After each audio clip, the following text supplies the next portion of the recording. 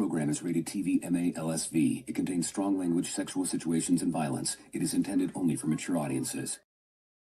Hello, hello, hello. Welcome to Team Chit Show 2.0. And my guest tonight is KT Truther from X. She's been a friend of mine for about a year, I guess, on X. And we talk a lot in spaces and just on each other's timelines and stuff.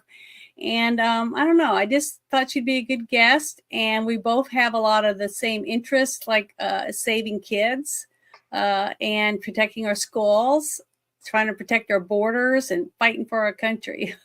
And we're just mean mama bears, I guess. But I just want to say thank you for joining me tonight, KT. Thank you for having me, Janet. I really appreciate it. I've been looking forward to this for 2 weeks now. Great. And yeah, I love being your friend on X. And, you know, we have some roots that connect us as well, Louisiana, right? And so, yeah, I'm all about it. Let's get into saving our children. I've been active in spreading awareness for child trafficking for quite some time. That was actually my sister and I's first project we did together. We started a charity organization called Community for Unity Louisiana, and we did all of the work to start a march, like a protest, to bring awareness to child trafficking, human trafficking, because being right by interstate in Louisiana, you have the ports right here. Your just probabilities are really high. There's a lot of trafficking happening in our area. And we did this at the height of COVID. We got a lot of shit for not wearing masks while we were outside. But you know what? We had a great turnout, more people than I ever honestly expected. I was like, we might get like 20, 40 people. We got like a lot of shares on social media, but we probably had about 200 people show up, and we had special guest speakers at the end of the march that came out and talked, because I'm not speaking from a place of like, I don't rescue children personally or have not, in my life. Like a lot of people on social media claim to be in that realm. And the reality is they're probably not. So you have to do your due diligence when it comes to it. But we got our local police department involved. We had a special guest speaker, several come out, one who has dedicated her life to bringing awareness. She goes down in the French Quarter. She basically makes these books, and they get updated like every other week with people that are missing. And she's going into the strip clubs and so on and so forth, and trying to build connections with the girls, looking for people that might be missing, giving them little tokens to say, if you ever need something, call. They leave a lot of like their phone numbers, like in the restroom, like on little soaps or matches or whatever it is, just to try to bridge the gap for these people so they have resources if they've been taken into that life and they might be under some kind of, trafficking situation or prostitution, which is also trafficking. So. Yeah, I have a friend. Her name's Brandy. She works for Shepherd's Watch in Texas, and I've done a few spaces with her, and I've had her on my show a few times.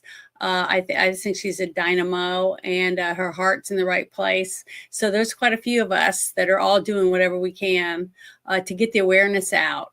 I've done a couple of spaces with just different random people that want to talk about different things that we can do. And one of the things I shocked a lot of people, because I got so many DMs afterward, was because I told people, I said, well, this might sound bad, but this is one of the things I learned from one of the police officer friends of mine, is how to put your child, I think the youngest one was 5, but we had 5 to 9-year-old kids, and we were putting them in the trunk. We were showing them how to pull the latch. Oh, okay. Get put into a trunk to pull the latch, because we know that if a child leaves from where they're at, you're probably not going to see them again if they're taken by a stranger. But most abductions really are still from your neighborhood, or from like relatives. So I hate to say that, but but the child still should be able to figure out a way to get out, and what to do if they're taken in a store, because in a store we had the what was it called? Was it Project Adam or Code Adam? Code Adam, because I worked in retail for a few years. I was a florist and stuff when I lived in New Orleans and stuff.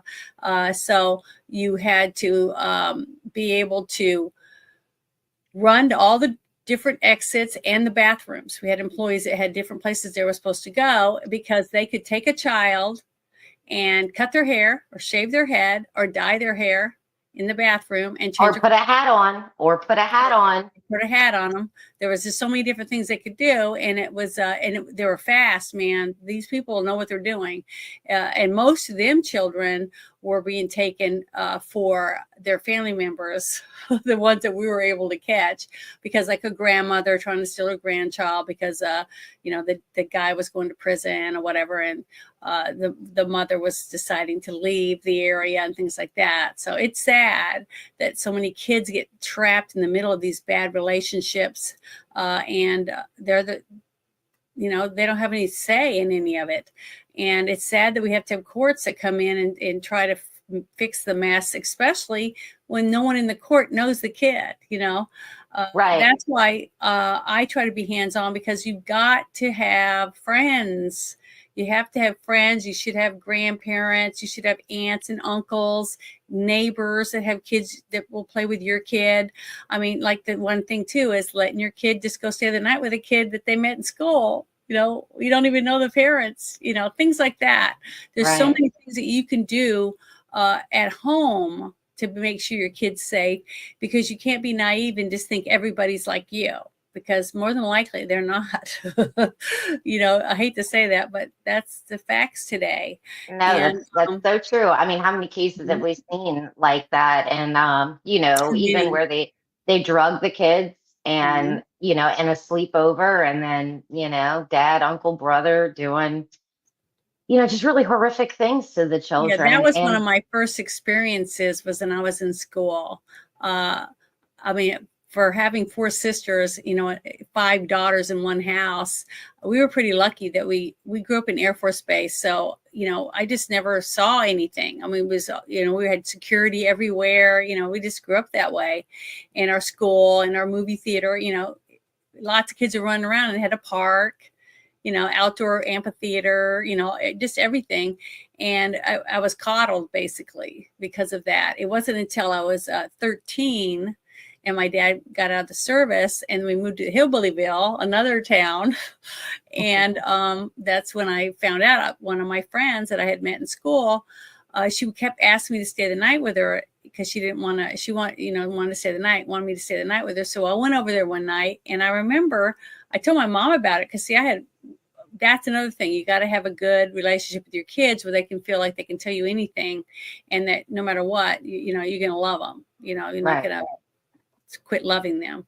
And so what I saw was the father was like saying just really nasty stuff about his daughter to me. And the mother would sit there with her head down on her plate and the other brother would look at his plate. It was just the weirdest situation I've ever seen at a dining room table.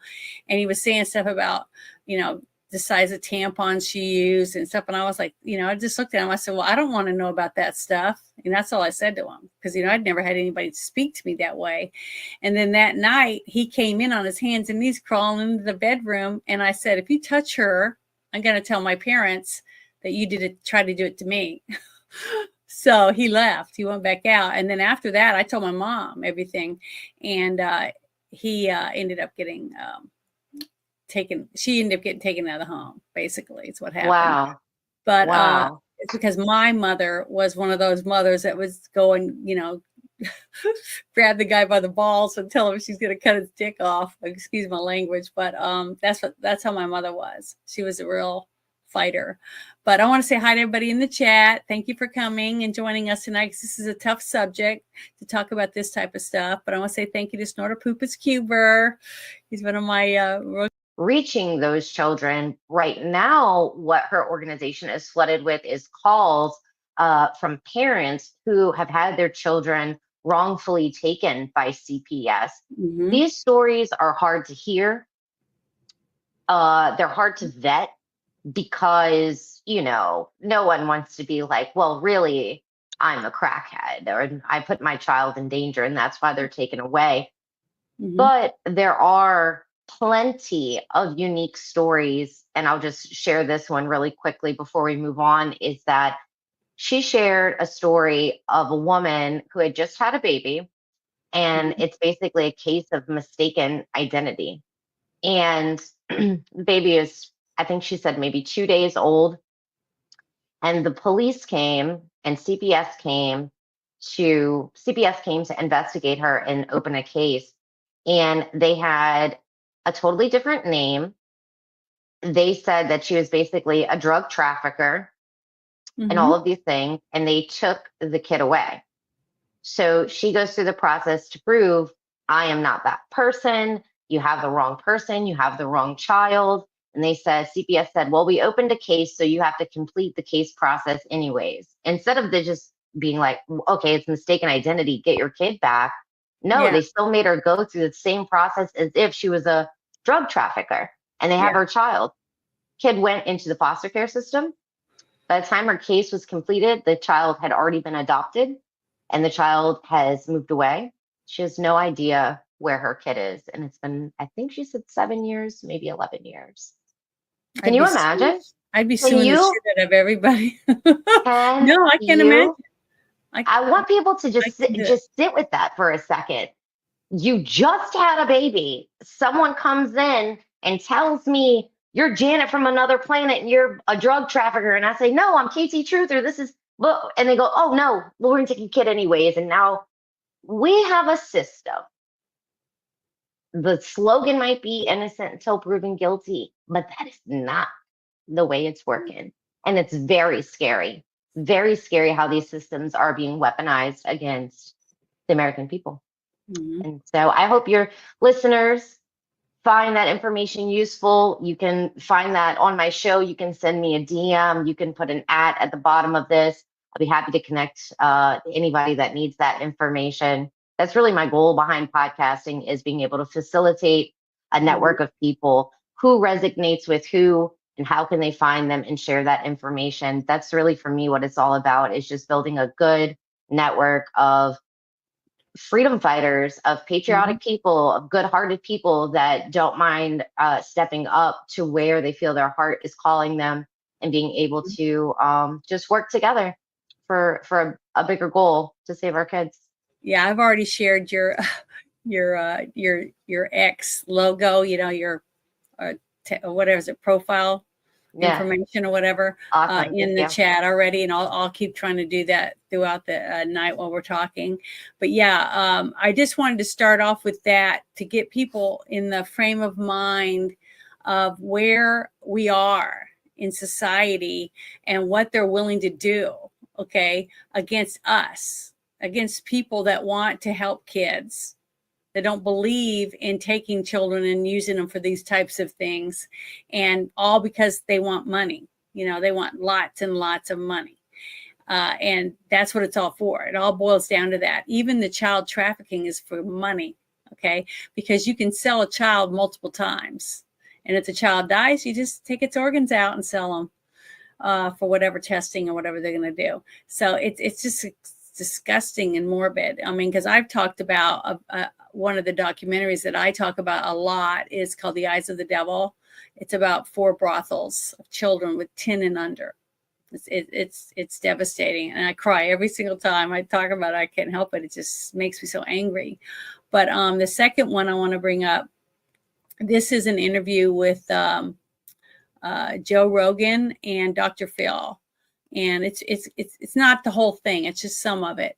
But I just want people to kind of get an idea of where we are when it comes to this information. So here we go. Bring it up. Can you see it? Yep. Make it big. Make sure it's turned up. There we go. So there we go. What is it? This is from the border. It's a video of the border? Yeah. It's me talking to that Brandon Judd at the border. Okay, here we go. Will it play?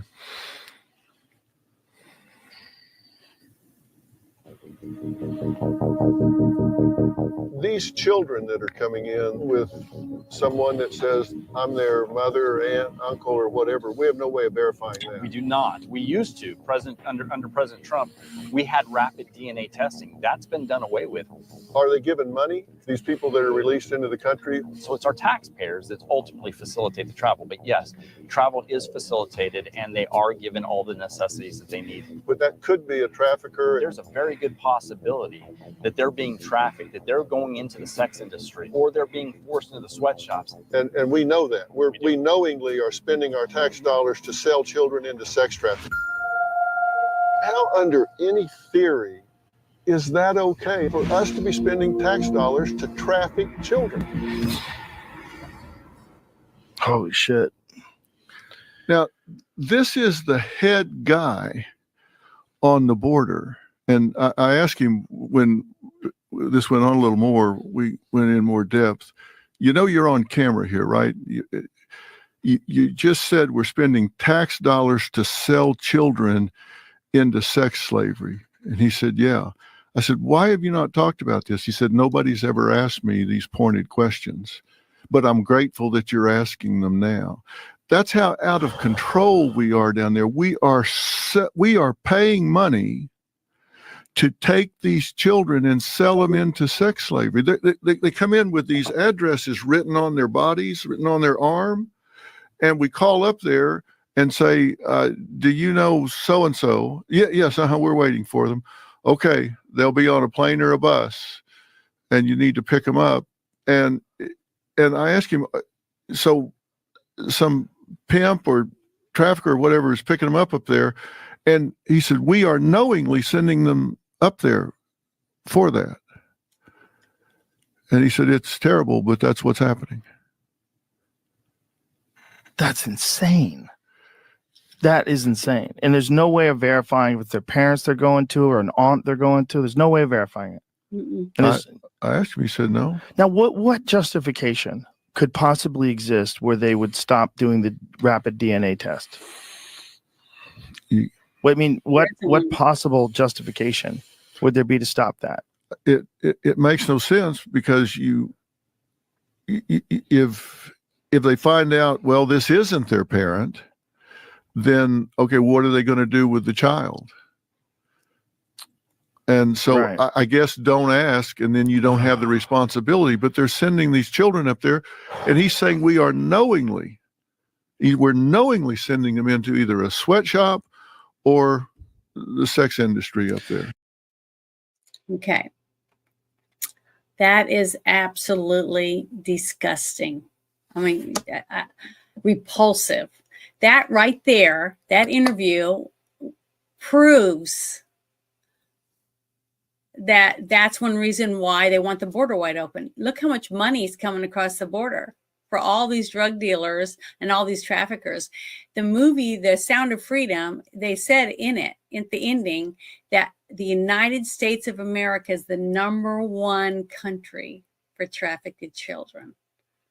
Yeah, we're the And why biggest is that? purchaser. We're the biggest purchaser Yeah. because corruption, Yeah, you it's know. disgusting. But see that it's like on here, like on YouTube. Okay, I've gotten in trouble because I call them pedophiles. I don't want to call them minor attracted person. You know, stupid shit like that. It's ridiculous. And I did that one video I played. It was 7 minutes, 7.5 minutes, and it was about Comet Ping Pong. And they took my channel down. Well, I got a second strike for that, and that was because they said it was cyberbullying because I was talking about Hillary Clinton and John Podesta's emails. Okay, so they care more about whether you're hurting Hillary Clinton's feelings from her emails than whether or not people know that children are being trafficked. You know, it's just Right. pathetic, and that means that the companies that let this happen are complicit. It's because it's not their kid. You know, if you went to their house and you took their kid out of their crib or out of their school, No, or out of no, their court, before it would you be even different.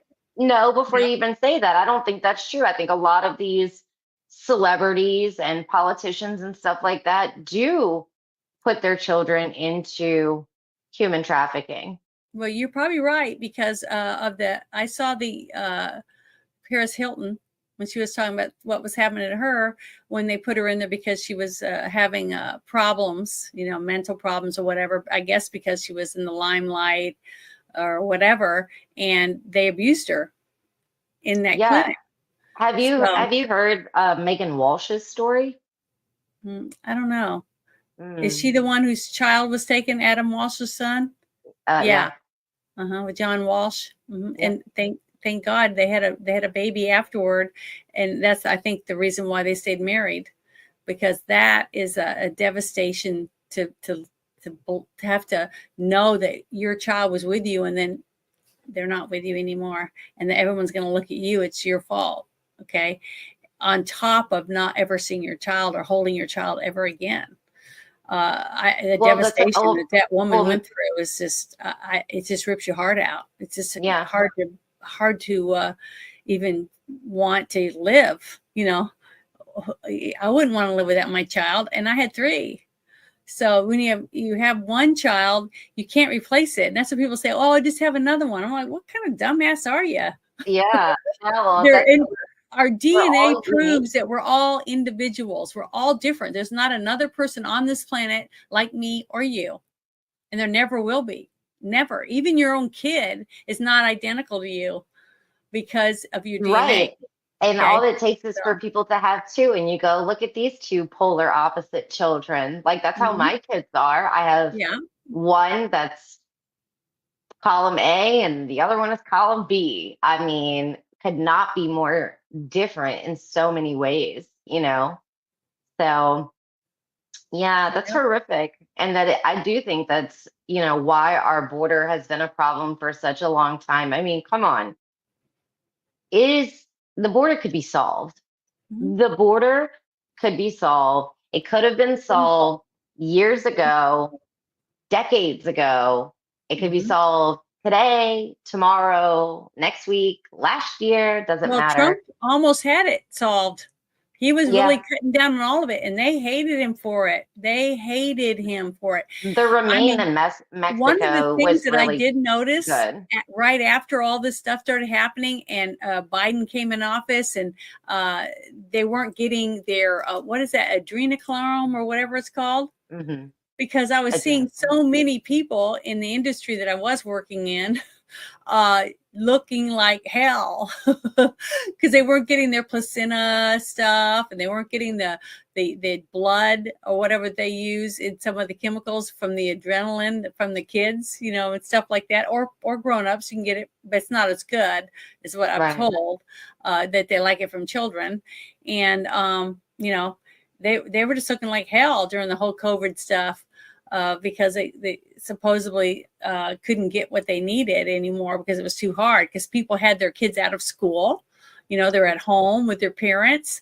And I think it saved a lot of kids' lives, honestly. I hate to say that, but I think homeschooling is one of the ways to go when you don't know who's going to have your kid all day long. At school. Right. If you're not able to be hands-on.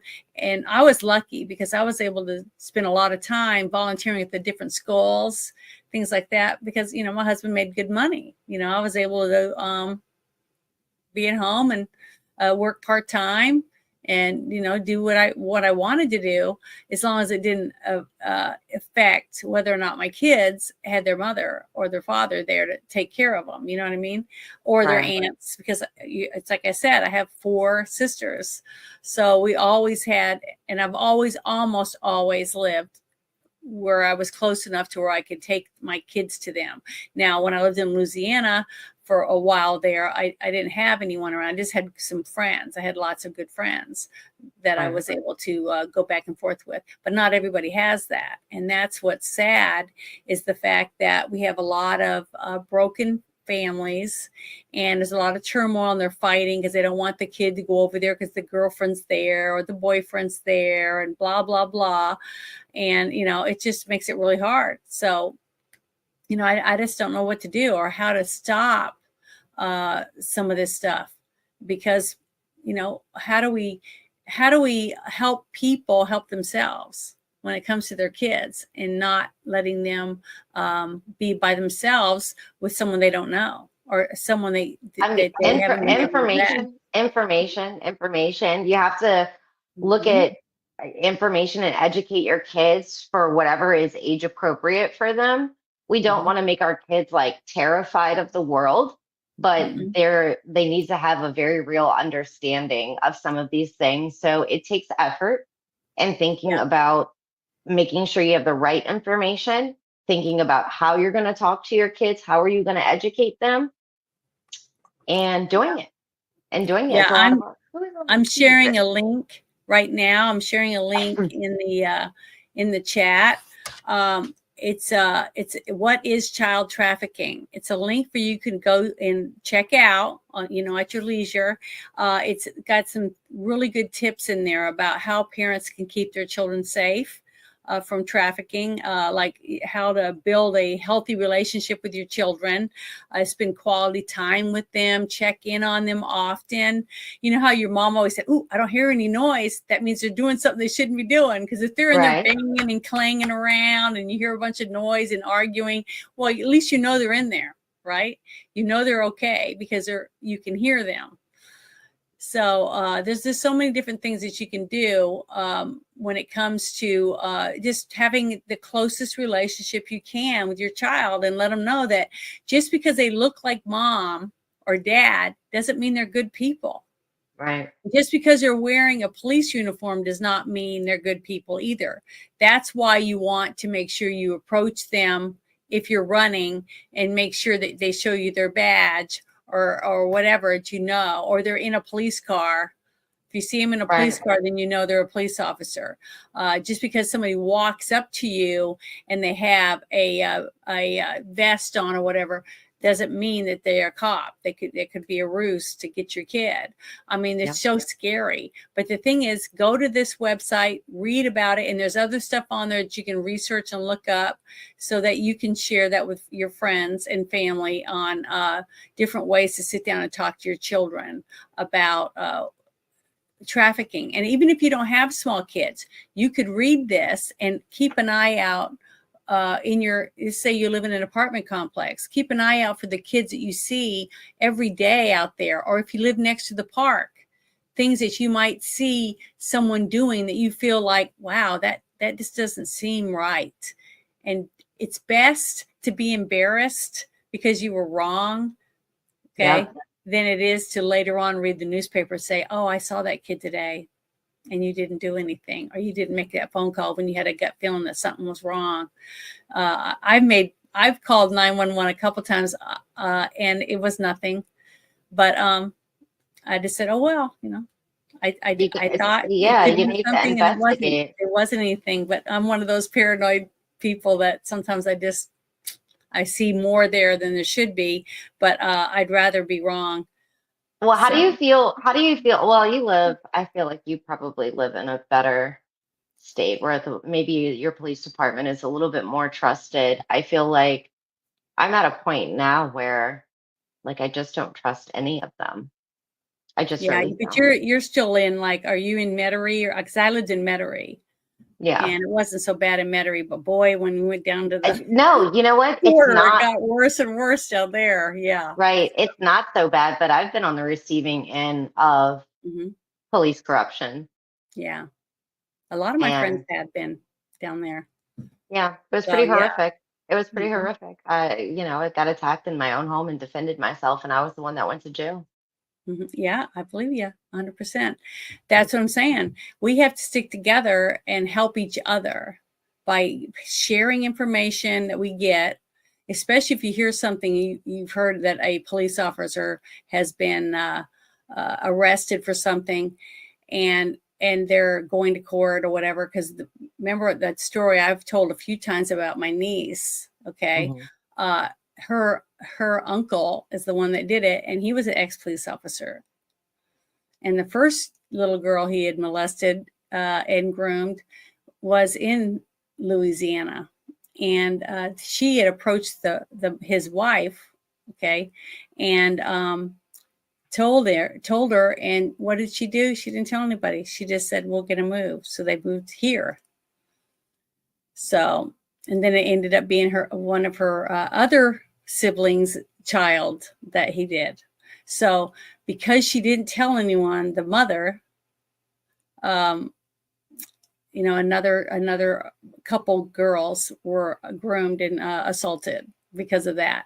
That's what I'm talking about. When you're complicit and you turn and look the other way because you don't want to believe that the person you love could do something like that, you hurt children, you hurt yourself, because now he's in prison. He's not with his own kids, he's not with his wife, and but he hurt other girls before he went to prison. So it just doesn't work. It tore up my whole family. I mean, we've got members that don't even talk to each other more because some of them want to believe her and the other ones don't. They think she's full of crap, even though the DA said, well, we got a lot of proof. We got a lot of evidence on the phone, different things that didn't add up, dates and times, things that she knew that she shouldn't know as a young girl about him and his wife, and things in their house, in their bedroom where it would be private, things like that. So I'm just saying, when a kid comes to you, listen to them. Yeah. Even if you don't believe it, listen to what they say, tell them you love them, give them a hug, and then start looking into it. Do not just, shut up and get out of here. I don't believe you. You're full of shit. Never do that to a kid, because as soon as you do that, guess what? They're not going to tell anyone else. And they might end up killing themselves, or they might end up hurting someone else because they were trying to defend themselves. We don't know. We're not a kid. We're an adult, and we should handle it like an adult. So it should be taken seriously. We should definitely treat children in a way like adults. You should treat your children like you would want to be treated. Be the parent that you needed.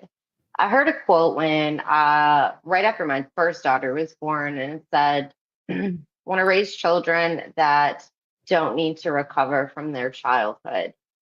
And I really took that to heart, and I definitely do my best. Can I say that they'll never want to go to therapy or need therapy, or, everybody's own perspective is different, right? But I'm really doing my best to be different. I love my parents. I feel like they did, the job that they did. They did a good job. I love them both a lot, but there was a lot of things that I needed to work out as an adult that, that shaped me. But I'm very grateful for the opportunity to be able to do that and be a strong enough person to get to where I am, because I look at other people who are in similar situations, better situations, and worse situations, and they do not have the same outcome as me. So I feel very blessed to have been strong enough, like headstrong, mentally tough,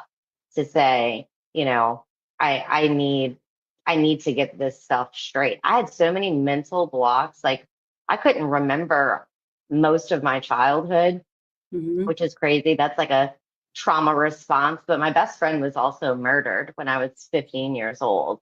So you don't get to pick and choose the window of time that blocks out. Your brain just starts putting up walls, which is like really, really, really interesting. So usually if you, when you start talking to an adolescent, somebody who is, early teens, and young adults, you can learn a lot by what they will remember from their childhood by asking kind of like probing simple questions, and seeing like what it is they remember. Do they remember names of their friends from middle school very easily, or even elementary school, or where they went, or other big events or special times that you spent with them? And you could do this as a friend of the family, an aunt or an uncle. If you think that there was, maybe something else going on, that's usually a pretty good tell, is when they just have a real hard time remembering about their own life.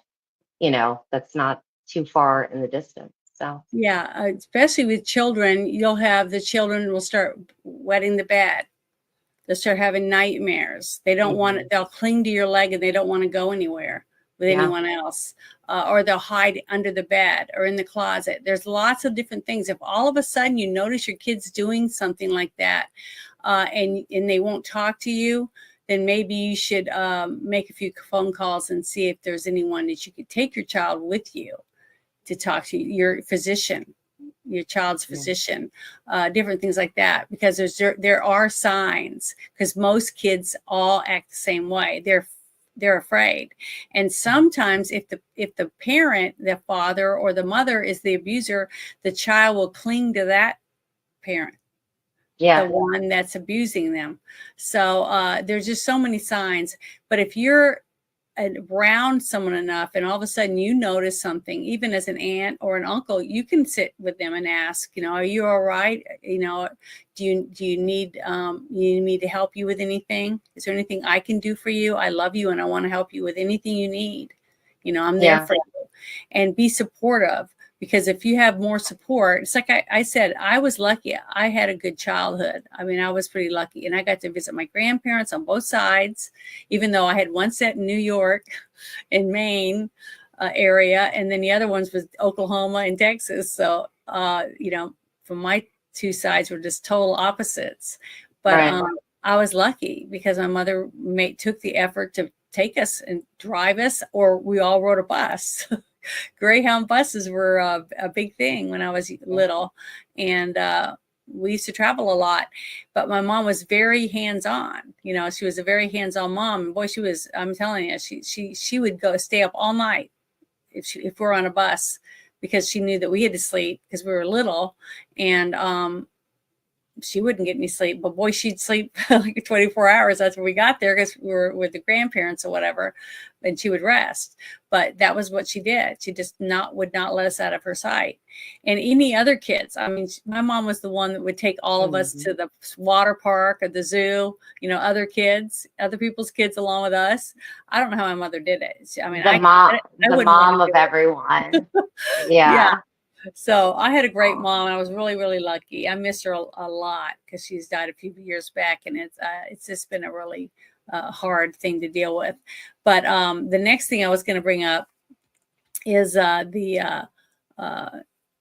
this one article that I found, and on X, like I do most of my stuff, because I get most of my stuff either in a space, or hear someone talking about it in a space, or I see it on someone's timeline. And I just like to get as much information out as I can. And I think this is it. Yeah, I want to share this one, and then the next one we'll do your article that you want to talk about. So this is the other one I want to talk about right here. Everyone knows who Marjorie Taylor Greene is, and this is a 4.5 minutes, but here we go. My amendment prohibits the Department of Homeland Security from working with the State Department to establish something they call safe mobility offices. As if legalizing and enabling the invasion of America is not enough, the Biden administration wants to create offices down in foreign countries to bring more people in their foreign country and help them invade the United States. It's unbelievable, and they want the American taxpayer to pay for it. Secretary Mayorkas is not only allowing illegals to invade our country, he is actively importing these terrorists and rapists into our country through the establishment, taxpayer funded, by the way, safe mobility offices. In a recent ABC interview, Mayorkas bragged about this fact, stating, "We have built safe mobility offices in Colombia, Ecuador, Guatemala, Costa Rica to reach people where they are so they don't have to take the perilous journey." I can't even believe this is a real thing. He is not discouraging or preventing these illegals from invading our borders. He's showing them how to do it, and he's making it easier for them to come by establishing offices in those foreign countries, bringing them in and telling them how to come to the United States. According to the State Department, the Safe Mobility Initiative is one of the many ways the United States is facilitating access to safe and lawful pathways from partner countries in the region at no cost to them. So refugees and vulnerable migrants don't have to undertake dangerous journeys in search of safety and better opportunities. I bet Americans would love to feel safe. I bet Americans who have lost children and family members to illegal alien crime, rape, and murder would love for their family members to be safe and their dead family members to have better opportunities. Oh no, the Biden administration won't allow it. They've got to open up offices to bring more people in. Once aliens apply, experts from international organizations help individuals assess which legal pathways might work for them. If the individual qualifies for resettlement into the United States, which according to the Biden administration, everybody gets resettlement into the United States. They get a bus ticket, a plane ticket, a train ticket to any of the 50 states that they want. Then the individual will undergo expedited refugee processing under the Safe Mobility Initiative. Expedited. So our taxpayers are paying for offices in these foreign countries to recruit people to come to our country and be expedited in at the cost of the American people. This is outrageous. It is infuriating. It is embarrassing, and it's pathetic. Speaker, talk about burdening Border Patrol. Okay, I want to pause it right there for a second. Okay, remember when we were listening to the Dr. Phil thing, and he was talking about the children this coming over here, and they used to do rapid DNA test to make sure that the person that had the child that's coming here as a refugee or whatever from whatever country, because they said they were coming from China. We have people coming from India, Africa, Guatemala. I mean, everywhere. Colombia. They're everywhere. So basically, what is going on is people can go to any of these countries and get kids. Young girls, young boys, whatever they want, whole families of people, and bring them. Now, with the way that what we're paying for are these places they can go there and say, hey, we have these kids and we want to go with their uncle, or we want to go with their aunt, or whatever in America, and have a chance to have a good life. And they expedite them here, right? They give them a ticket, just like that one senator that was talking about, that he went to the second floor of the airport in his town, and he found out that the National Guard was helping get all these people on planes and flying them all over the place, and they have no birth certificates. They have no documentation of any kind. Nope. Okay. They have no idea who these people are, but they're just flying them all over nonchalantly, and we're paying for all of it. Okay. Yep. They're making money selling people for slavery or whatever it is, because we don't know, because we're not on the inside. But what she's talking about goes hand in hand with everything that Dr. Phil said to Joe Rogan on his show, and all the stuff you and I already know that we've already seen and investigated in our own cities and towns in our states. Okay. Our states aren't as bad as like Arizona or California and some of these other ones where it's just been really, really bad. But it doesn't mean it's not happening. But the thing is, when we have a government that's working against you and me to try to protect kids, it's overwhelming. There's so many kids, we cannot keep track of them. And they censor us for trying to talk about it. Yeah. They censor us for telling the truth. It's ridiculous. I mean, just like you said, like, we would love an opportunity. We would love safety. And we don't have that. Like, I don't know what more it's going to take for people to just wake the hell up, that this is the result of America Last. Like, our own, in my opinion, I feel like our government is actively working against us. They've like declared war on the American people, and they're doing it in very like subversive ways, but they're also being very blatant, because January 6th was to make an example of all of those people, to say, don't you even fucking think about it. You better stay home, sit down, shut up. because Mhm. we're going to throw you in jail too. You don't have rights. You don't have freedom. You can't protest. You cannot object what the Mhm. almighty government is doing. Meanwhile, they're rolling out the red carpet, the green carpet, the carpet of our tax dollars. Mhm. Our military has fought and died for our freedoms and for us to have the country that we have. This is our family's blood on the ground. Mhm. Just let them right in. Just let them right the hell in. Let them do what they want. I mean, I went to New York just a few months ago and passed up the migrant centers and stuff like that. I mean, it is pretty much a shithole, if I Mhm. must say. I had a great time. I stayed in a nicer area, but when you start walking around, you can definitely see the Yeah. migrant centers, the kind of people that are there. And I live in New Orleans, okay? It's a shithole here too. So I'm not saying that one is better than the other. They're both equally just as Mhm. terrible. But man, we just have the people, it feels like nothing right now, and Mhm. it breaks my heart all of the time. But Yeah, but my I get so grandparents have been emotional of military. all of it. I just Mhm. can't believe that the American people are being treated like this, and I just don't know what more it's going to take for people to wake up and say, you have to get out there, you have to be active in the community at some kind of capacity. You need to do something. A lot of people like to bitch about the trans story hour at the library, but when was the last time someone you knew or you yourself went to volunteer to read?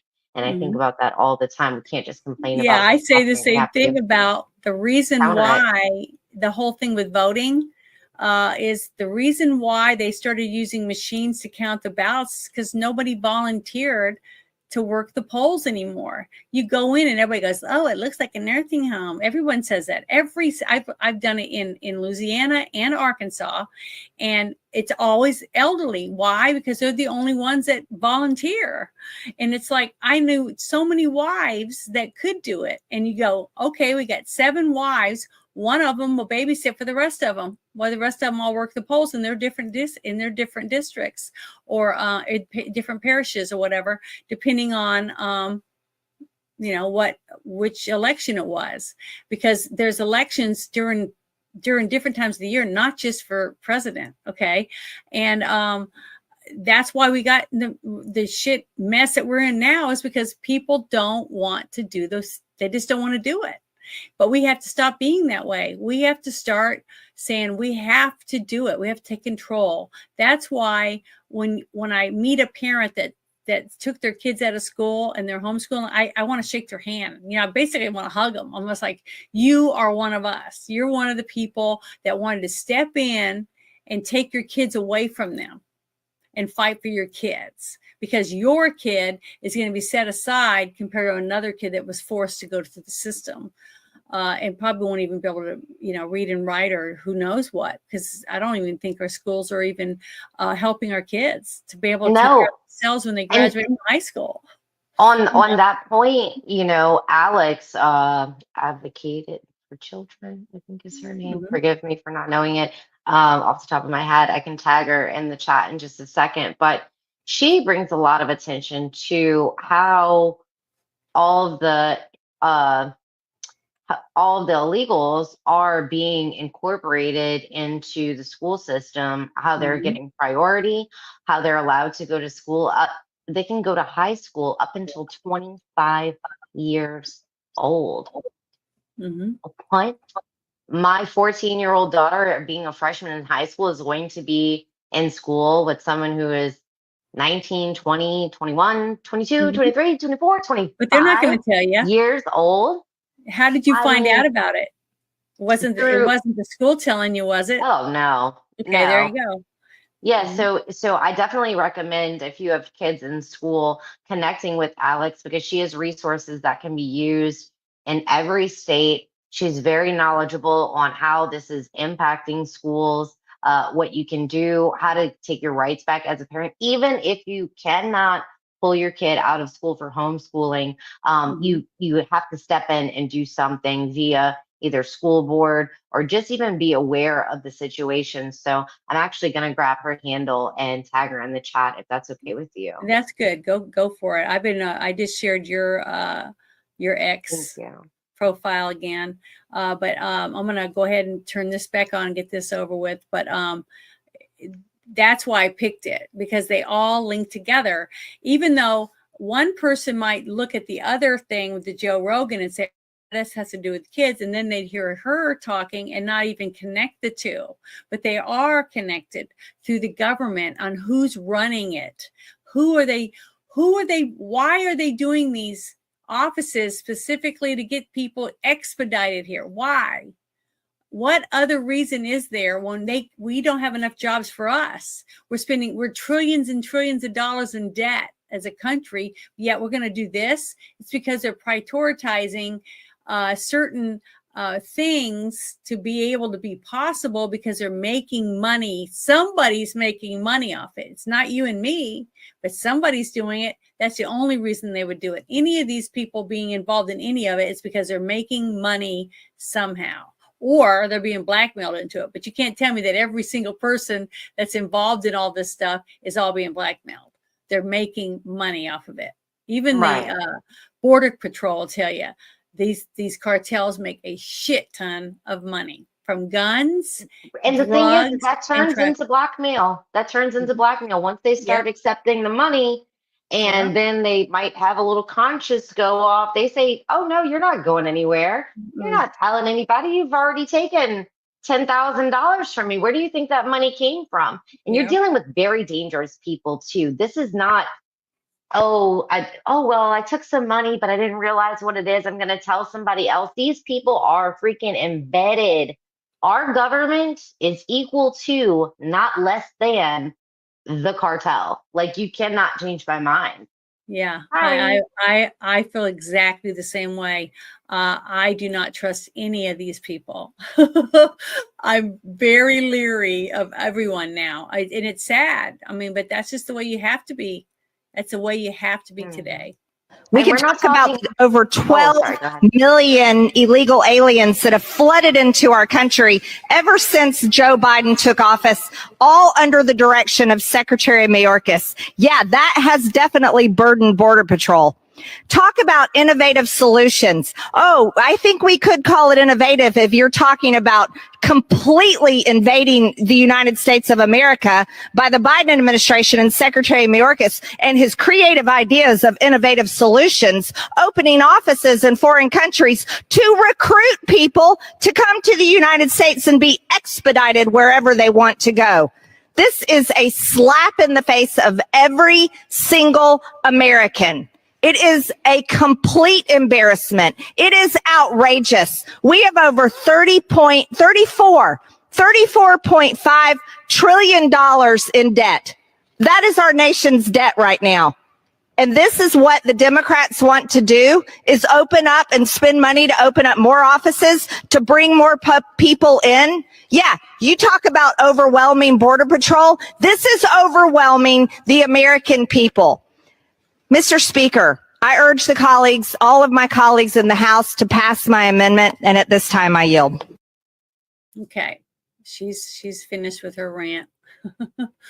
But the thing is, you have to pay attention to all the different things that are going on that you hear every single day. Just like SCOTUS, they ruled that most of those people that are in prison for January 6th, they have no right to be there, because what they charged them with, they should never have been charged with, and they're still sitting there. So this administration doesn't even care that SCOTUS ruled against them.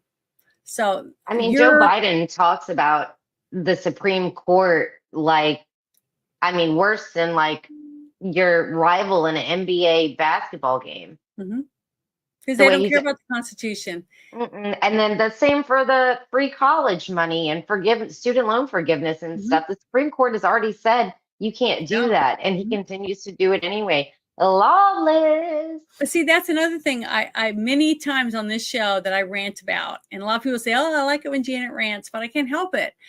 What good is our Constitution if it's treated like it's a piece of toilet paper? If nobody backs the Constitution and nobody stands up and fights for her, which is our country, then what good is it? It's only a piece of paper unless we fight to uphold it. People say, well, they can't do this and they can't do that because it's against the Constitution. I go, well, that's all this administration has done. Almost every single thing they do is against the Constitution, but nothing is happening. Nothing is changing. My life's changing. Your life's changing. We can't afford to hardly feed our families and pay our bills, but we're just supposed to sit and take it because there isn't anyone to uphold the Constitution. Even when our SCOTUS, the highest court in the land, rules, they don't care until somebody goes in and says you're all arrested because you're breaking the rights of the American people or something. I just don't see how it's going to change. If we have a single sheriff or police officers or soldiers or generals or somebody that's saying this has got to stop. We had the Constitution for a reason, and it's like we don't have a Constitution. We have no rights. You and I, because we believe in freedom of speech or owning a weapon to defend ourselves, we're already got crosshairs on our forehead, basically. So we're next in line to get the boot or put in a camp because we don't agree. I mean, they did it with the Chinese Americans. They put them in prison. They're importing all of these people so they can start deporting all of us. I hope they send me to at least like Mexico. Yeah. They could put 5 families in one of our homes. If we have a little 2-bedroom house, they could put 5 families in there and look how much tax money they can make off of them compared to your measly amount of money you're bringing in, even though you've paid for your house for 20 years. You know, that's how I feel. That's how much I don't trust this government. But I'm going to bring up your article that you wanted me to or us to talk about, which I think is very important. So let me get it real quick. Is this the teacher with the podcast? Yeah. Oh my God. Here we go. So gross. And I'm going to turn it up and make it bigger. So you ready? Here we go. The only thing that I'm ever really worried about is if the wrong parent finds out and the wrong parent makes a big enough stink that I probably won't have a job anymore. But why this podcast? If you can help the youth, why not do it at school? Well, you see, I have students ask me all the time, how did you know you were gay?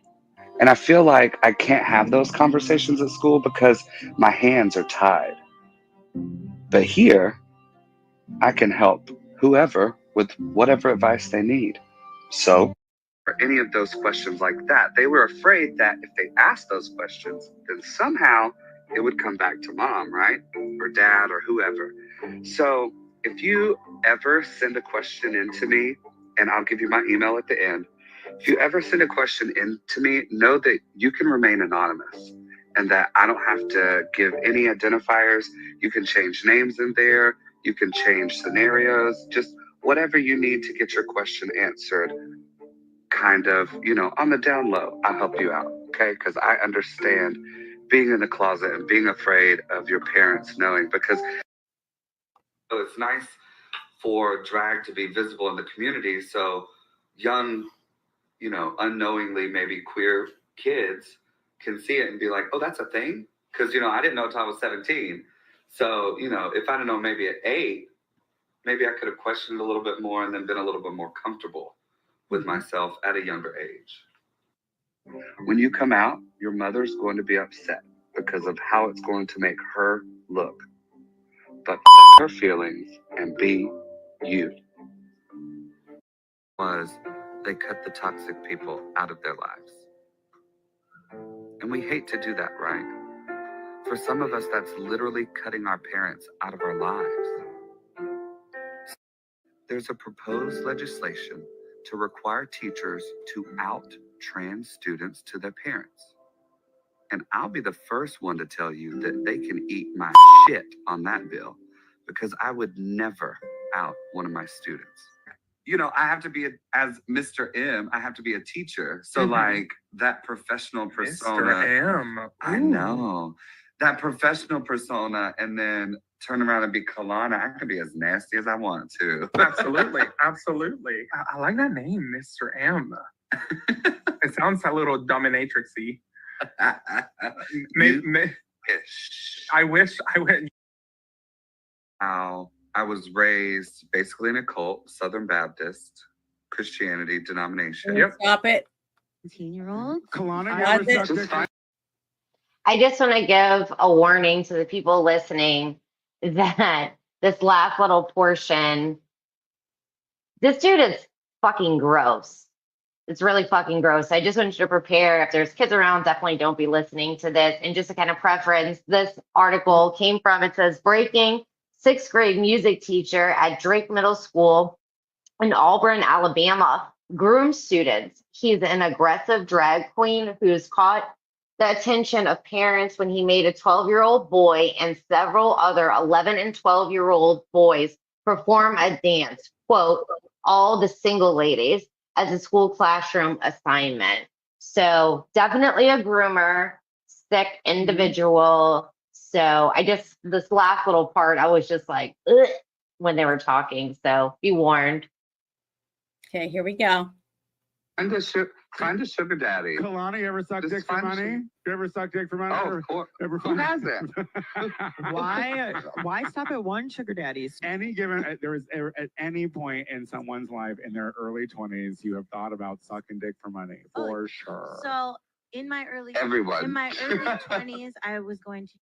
Well, that's because we didn't know what men who paid for sex looked like at that time. You know what I mean? Ain't that the truth? It's like when you see the type of men that are paying for sex and that maybe would pay sex for a 15-year-old boy, you're like, ugh. And Jones, I'm telling you, when I was 15, I was presenting to anybody that would look. So I mean, also consider an OnlyFans. I mean, that's a fun way to make money without leaving the house. That's a new thing. And that way you can just put dildos in your butt. You don't have to go take forward dick. It's Patreon for sex. Yeah. Or both. No, but Good luck. But listen, get the money first, okay? always Get the money At first. least a down payment, Don't baby. you dare even lick the head of that dick until you have your money in your Douching takes a lot of time. Don't let anybody not take do it. it. Yeah. Like, Yes. get $100 up front before you even Yeah. clean your butt out. Yeah. A deposit. Seems like It's terrible. The only It's really sad. Yes. Sorry It's for really- anyone who is now nauseous or vomiting. No, I understand. 100%. The thing is that what people don't realize is when an adult abuses a child for sexual gratification, if the child is not given the right therapy with a therapist, not a school counselor, not a pastor, a real therapist to help them deal with their assault or whatever kind of grooming that they had to go through, guess what? The child might grow up and become a groomer themselves. And that is a fact. I have talked to many people who were assaulted when they were kids, and they have urges to do it themselves to other kids. How can we have to break the circle. The only way to do that is to start putting these people in jail, put them in prison, and keep them away from kids, period. By all these revolving He doors. sounds so sexually deviant. Did you hear him? He was like, when I was young, I was presenting to anyone who looked at me like, I guarantee you yuck. he was assaulted when he was a little kid. I would bet money on it. 90% of every one of these people were groomed when they were little. John Wayne Gacy, all you got to do is look up people like him, and he was assaulted by multiple people, and he ended up killing all those young boys, teenage boys, for gratification. And he knew it was wrong. That's why he killed them. That's why he buried them under his house. Okay, they hide it because they know it isn't acceptable. MAMBLA, for God's sake, Man Love Boy Association or whatever that stands for. All these people think that they have the right to do this to kids because kids know what they want. A kid that gets turned on because you're playing with their genitals isn't a kid that's turned on that knows what they're doing. They're doing it because that's a function the body does. Even a person in a coma can be sexually stimulated. It has nothing to do with their brain. It's their body being touched. Okay. Mm-hmm. Disgusting. That gave me a flashback to when Oprah's claimed that children like it because they think it feels good. Like, what the? I'm sorry for cursing. I usually say French toast, but this is terrible. That does any of these things to a child should be in jail for child abuse. Even their own parent, a parent that takes their kid to be abused, especially should be in prison. Period. Especially I mean, we need, what's worse than jail? The death penalty? I don't know about I don't want to get, Peto's in the wood chipper. Exactly. I don't want to get talking about the death penalty because I have a lot of thoughts on that as of it depends. Recently. Each of those have to be done individually, period. Whatever the circumstances are, that's how it has to be looked at. Okay, so listen, hear me out. We just got finished talking about the amount of corruption that is within the government, our legal systems, and so on and so forth. So when it comes to the death penalty, I just don't trust them. We have so many people. Look at the people for January 6th who are still in prison, even though they've been told to be released from prison. And we know that there's so many of them that are innocent. If I can't, so do you see what I'm saying? Like, I can't. I'm talking about you have process. to have DNA. You have to have DNA. You have to have fingerprints. You have to have all the other evidence that goes along with it, and the testimony of the person that's been abused. I agree that if that person is 100% guilty, the thing is that I just don't trust the process. I'm sorry. There's so many people that are in jail that never did what they said they did and got let out. There was a show, I talked about this before too, because I used a lot of these things to explain my point of view, because it's easier for me, I guess, because I'm not a psychologist or anything like that.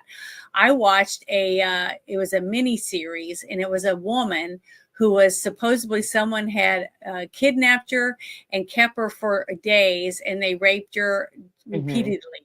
Okay. Well, she gets away, and the guy gets away, but she escaped. And she gets back home, and she goes to the hospital and has a bunch of treatment and stuff like that. Well, she's in the car with her husband, supposedly driving down the road, and she says, "Oh my God, that's him!" And she points to a guy walking down the road, and the husband goes, "You sure?" And she goes, "Yes, that's him. He's the one." So he pulls over, gets out of his car, and he tells her to lock the doors and stay in the car. And he leaves, and he follows this guy, blocks. And then he goes down the alley and he kills him, kills this guy with his bare hands. And he goes, finds his way back to the car and gets in. He tells his wife, "I did it. You never have to worry about him. He's never going to hurt another person." And she hugs him and tells him she loves him and thank you so much. They get to driving down the road and she goes, "That's him." Okay. So there's always a chance that you're going to use your emotions and make a choice to make them pay for what they did, because you use your emotions to make judgment. You can never do that. That's why I tell people that was to me, that was so chilling when I watched that, to be in that, because every one of us has felt like that for some reason in our lives, that we wanted that person to pay for what they did. We want that person to be judged. So that's why I'm saying you're right. But I'm one of those people that believes in it, depending on the circumstances. Okay. Just like what happened with BTK. Okay. All the families he murdered, whole families, kids, mom, dad, killed them all. And they had plenty of evidence. Same thing with Ted Bundy and the Green River Killer and the Golden State Killer. I mean, go on and on and on. John Wayne Gacy. These people have been interviewed by the FBI, the CIA, all these people to try to get to understand them. They even went to Ted Bundy when he was on death row in Florida to ask him questions about the Green River Killer, because they were trying to catch him in Washington State. And he told them, because I watched some documentaries about this with the police officers that were the detectives that were involved in trying to solve these murders.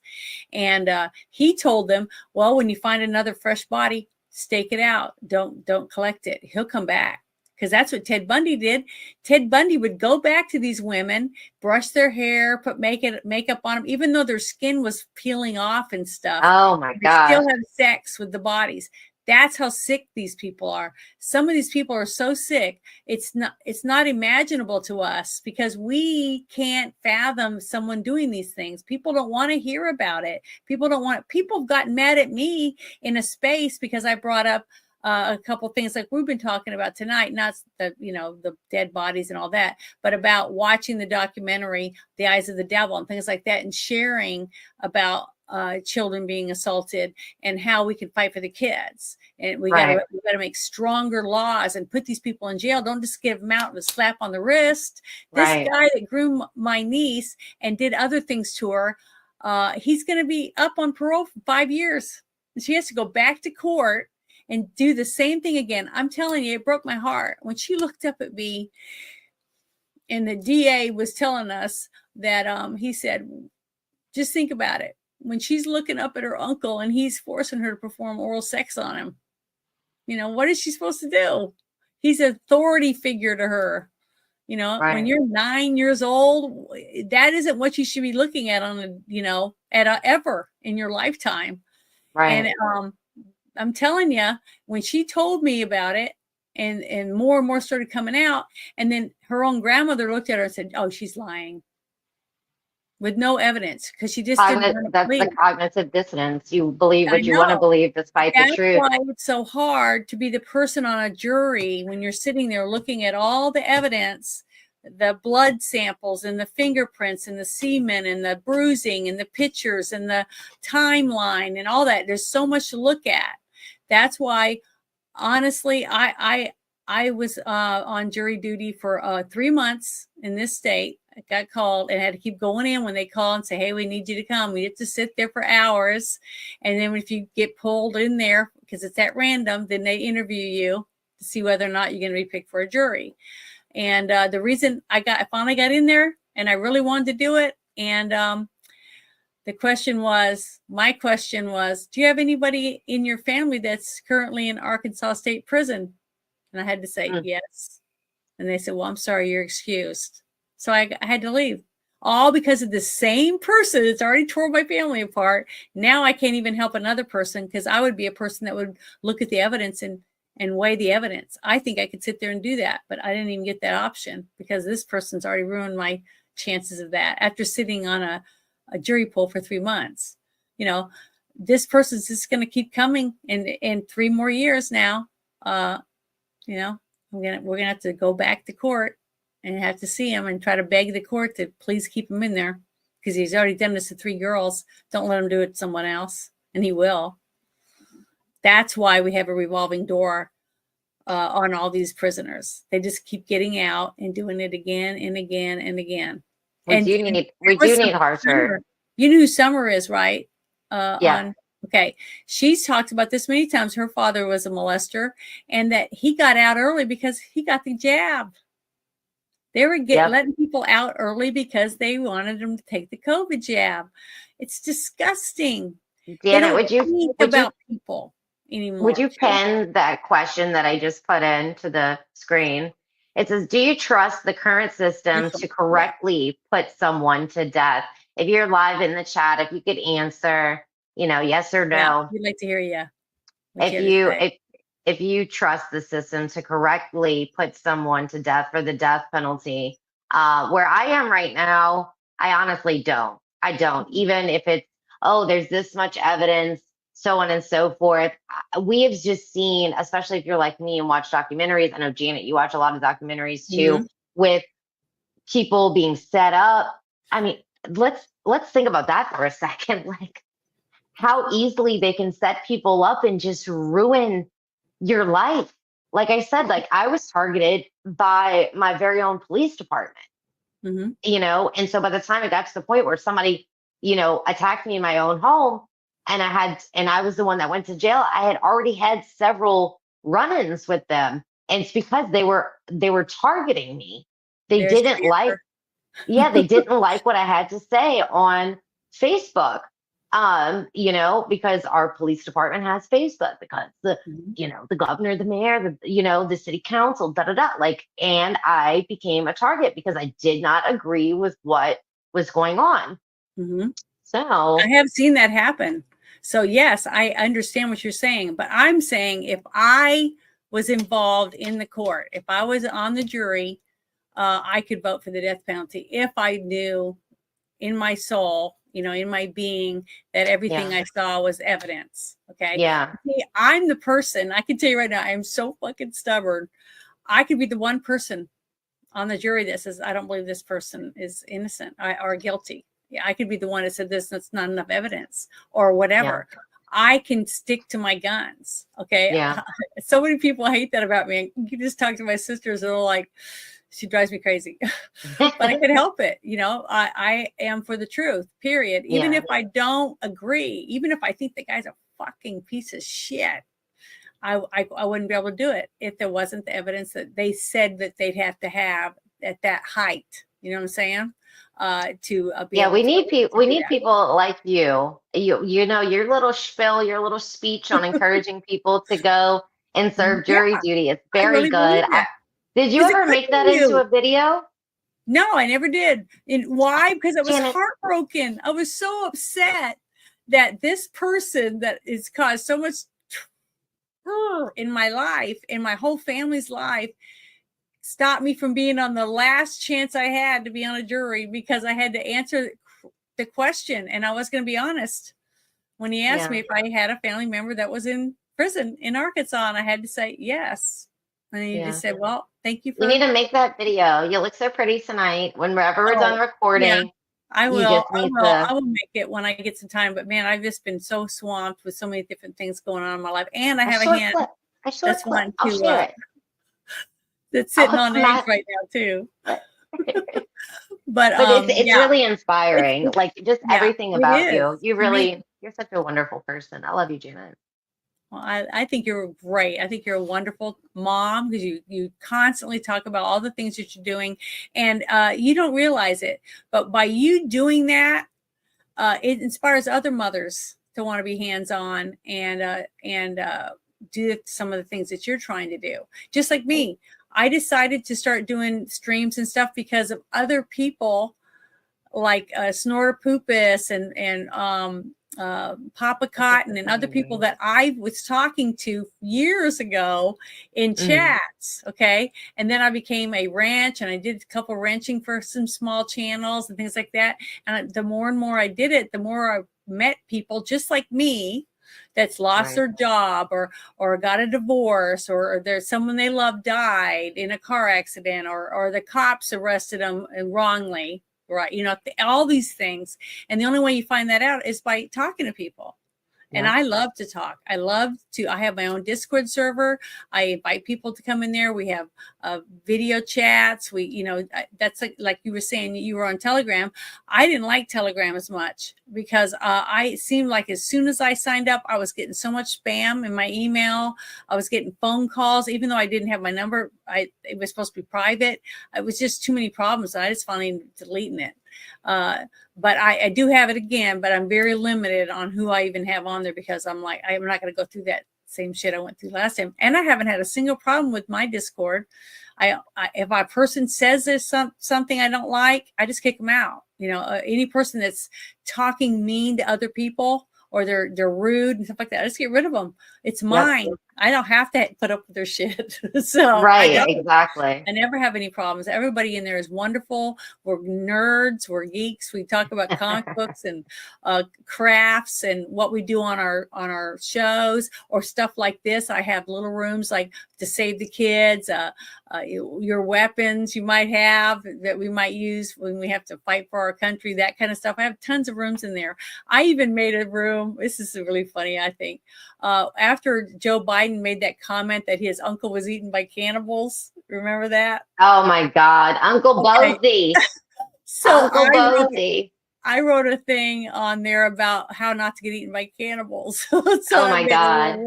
You know, I just do goofy shit, but I enjoy it. It's fun. I encourage everybody in there to be themselves and to just enjoy each other.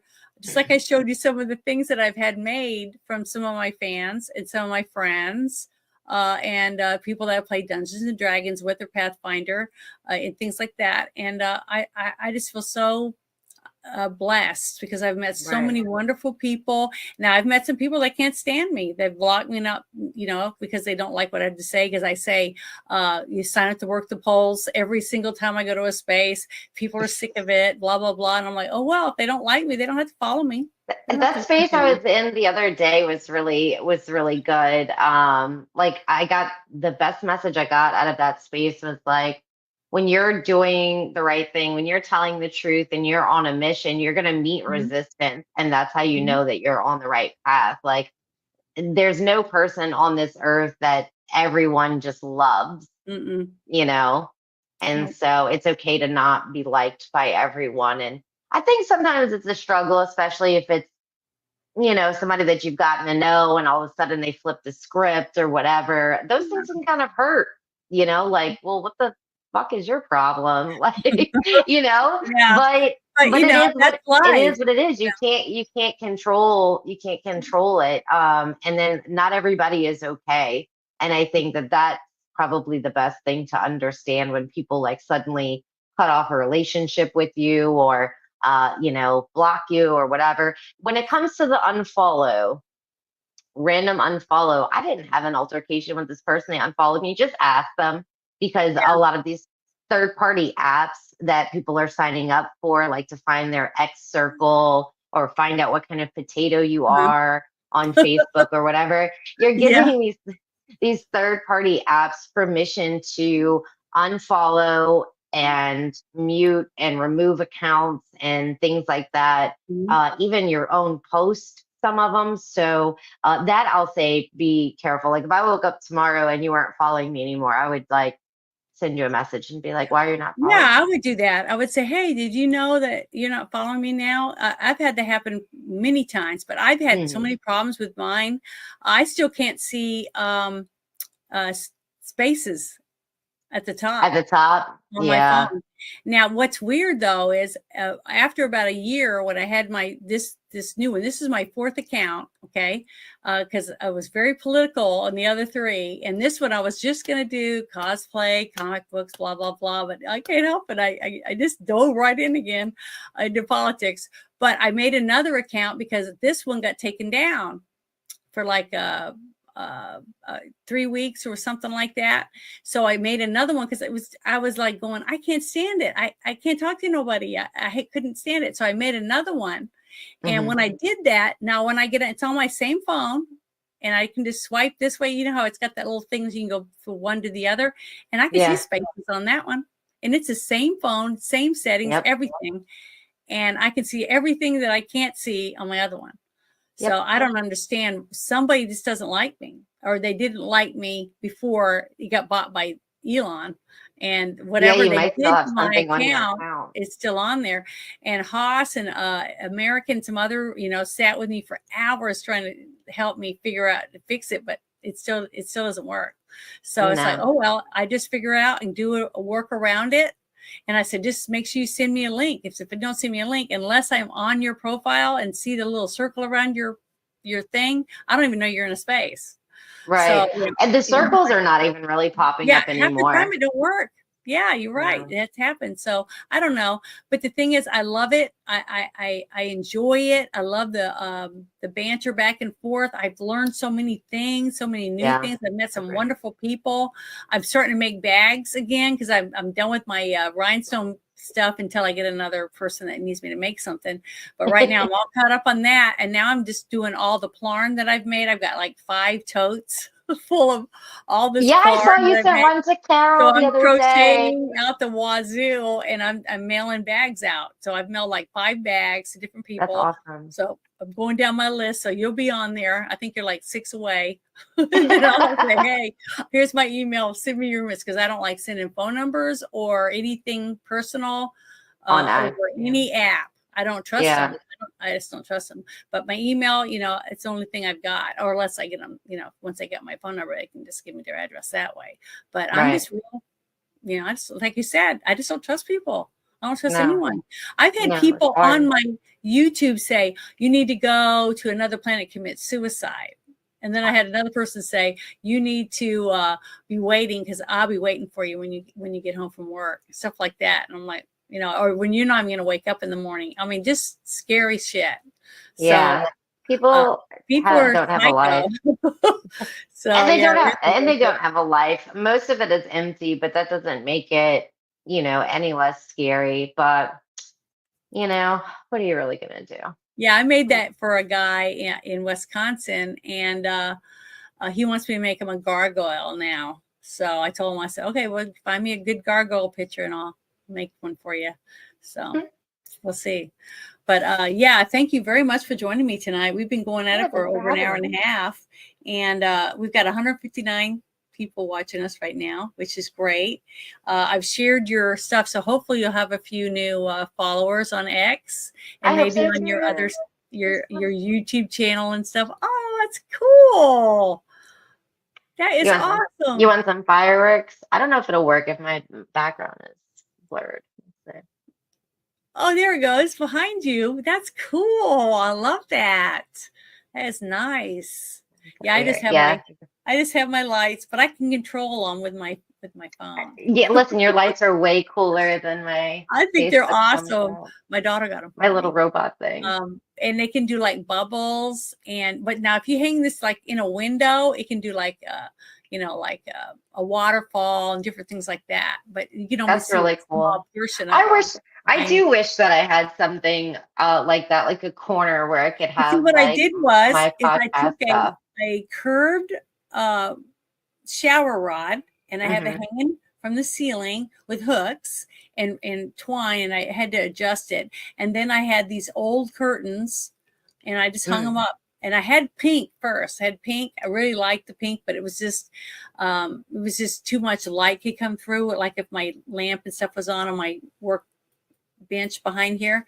So I just got black curtains, and then I think it looks really good like this. It does. It really does. One of those arms that I got a whole bunch of my collectible shit hanging on. Oh my gosh. You're so funny. I know it's terrible. But No, see, I got goat earrings. Someone gave me some goat earrings because I play Goat Simulator. And then I got my alien ones, and I got my D20 earrings for playing my game. And then I've got some like little knives because I do a lot of horror movie reviews and stuff. So yeah, I don't know. You know, I'm a geek. I got a lot of stuff in my office just filled with stuff. Well, that's awesome. I'm glad that you have like your own space. I am in the living room. I have my desk. I got the guest room. I just took it over. So I don't have a guest room. Pull out they have to sleep on the couch instead of sleeping in their own room. But oh well, that's just the way it is. It's filled with stuff. But it's funny as people come over, some people just go, man, you got a lot of stuff, you know, like I'm a nut. Then other people come in and say, wow, that is an autographed picture of, C. Thomas Howell or whatever. And I'm like, yeah. And then I take them around and show them all my stuff from all the cons and stuff that I go to. Right. And, all that stuff that you do is you have a lot of collectible stuff. And if it's important to you, then it's important to you. I am probably more of a minimalist. Yeah. A minimalist, especially with having two kids. Maybe, matching frames or anything, none of it matches. I said none of my stuff matches. I'm eclectic. It's just all in mismatched frames. It drives two of my sisters nuts. I can't stand it. They're like, "Oh God, I can't stand that your frames don't match." I'm like, what a silly thing. I like it when people. I like when people are like that, and I feel like if the house and the money was, I could do what I really wanted. Like as soon as you said bolting something to the ceiling, so. We just got our house redone, and there would be no bolting anything to the ceiling. My husband has already put his foot down. Yeah, because we don't plan on staying here forever. So, well, I'm in the middle of boonies now. I'm not in a townhouse, in Metairie or something like that. Right. So, there's nothing out here. I barely even have cell service. I have to drive 48 miles just to buy wine. when I used to be able to drive a block and get a daiquiri through a drive-through. So Yeah. it's like you can drink at the movie theater, it's just nothing like that here. I mean, this is Well, you got to drive-through buy your and- wine by the case, Janet. So that way Yeah. there's no 48 I buy the minutes. little, I like the little spritzers. That's what I drink. Yeah. It's fun. But I just want to say thank you so much for hanging out with No, me. thanks for tonight. having me. It was great. And hopefully we had a few people that might be, sending you DMs or whatever and asking questions, because that's usually how I get it. They'll say some things in the chat, but most of them I just get DMs later saying, wow, that was really good. Or I signed up to work the polls. It just That'd be awesome. Yeah. So I love I that. just want to leave. I want to leave you guys with this. Thank you so much for having me, Janet. Thank you, everybody Thank that stuck around and hung out with us today. This was really cool, really fun. I actually don't go live very often, so this was fun. The perfect way for me to be able to go live and feel super comfortable, because I talk to Janet all the time. But I did recently launch the podcast, Katie Truther Podcast. You can find the links for everything on my page. And I'm trying to do it predominantly on X and Rumble. I'm going to try to stay away from YouTube, and Instagram is just completely shadow banned. I don't know what I'm doing over there, but I would love if you guys, want to follow along. If you have any questions about anything we covered tonight, as far as rescuethefosters.org, with Sylvia Beachy or with Alex, I did tag her in the comments here. And whatever, but you guys are welcome. I'm an open book, so drop a comment and I'll be happy to answer you. Thanks again, Janet. I appreciate you. Thank you. My internet seems like it's gotten better. A couple of days ago, we had those storms that were going through, and I didn't have any cell service or anything. I'm like, this sucks, because I have a booster in my office right here just to have an extra bar, because I only have 3 bars, or most of the time that's all I have. And then when we have storm stuff, it goes down to like half a bar. So if I have to drive it to the driveway or whatever just to get extra bar so I can call 911. Right? It's pretty bad. But too often. Like is your computer hardwired to the internet, or is your computer? Oh, yeah. The computer is hardwired, but my phone isn't. It's from this little whatever, this weird looking thing from the AT&T. booster. Yeah, I know what you mean. My sister has one of those, but only because she's stealing my mom's Wi-Fi. Don't tell AT&T. Because my mom is my sister's next door neighbor. Thank goodness for moms. They can help us out a lot. Right, exactly. So, but thanks I again. really appreciate it. Yeah, and I'll see you It on was Spaces soon. Thanks, everybody.